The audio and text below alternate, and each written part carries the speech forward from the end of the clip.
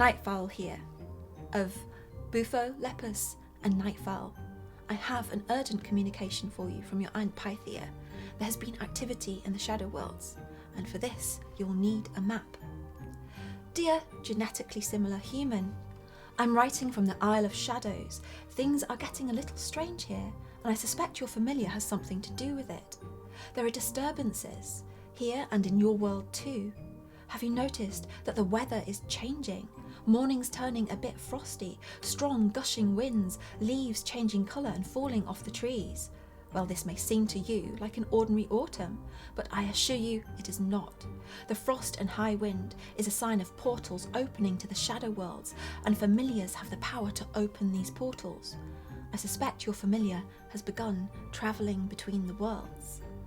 It is ill-advised to attempt to follow your familiar into a shadow world, but the well-advised rarely do anything remotely interesting, so here is what you must do. You will make your crossing at dusk, the strange time of day that is neither dark nor light and occurs around tea time this time of year. This is when the walls between the worlds grow thin. You will notice your familiar growing restless at this time. Observe it, and as soon as it starts to move, follow it fast. It will be heading for the portal. The portal is often located in a neglected space in the home. The cupboard full of random, unidentifiable objects, sometimes known as the Room of Gloom, is a popular choice. Also, under the beds of the messiest member of households, or the bottoms of wardrobes. For you to pass through the portal, you will need to turn around 3 times anti-clockwise. This is important, or you'll just walk straight into the mess and the junk. Once you've passed through to the shadow world, stick close to your familiar, and you'll be more likely to survive the next 20 minutes. I have charted many shadow worlds that can be accessed via airing cupboards, cart boots, granddad's sheds, and once a portaloo at a local food festival. But I am keen to extend my knowledge of these strange lands. I've included a map of the most common shadowlands.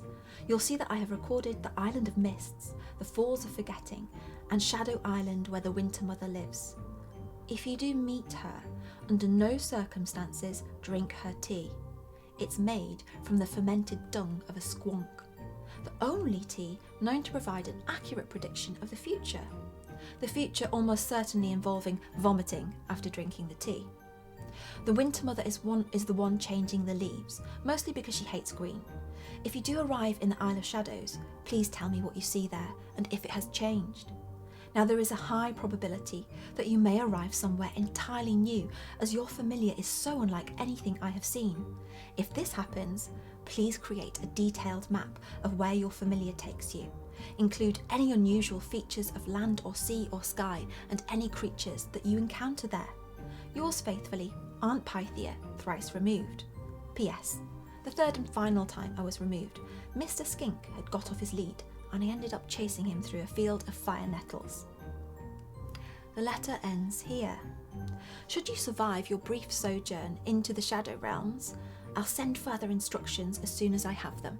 Farewell and good luck.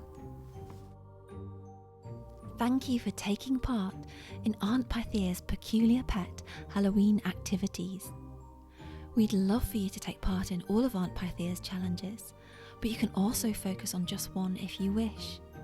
Once you've completed your familiar diagram, observation diary, map of the Shadowlands, your familiar binding spell, or your adventures using the site, please send your work to readnortheast@literacytrust.org.uk for a chance to be featured on our website. We'll be asking Aunt Pythia to pick her favourite responses to each of the challenges, with those selected receiving a bundle of free books. The best entry into the Map of the Shadowlands challenge will see their drawing turned into a professional illustration by the brilliant Lizzie Lovejoy at Lizzie_Lovejoy_illustration.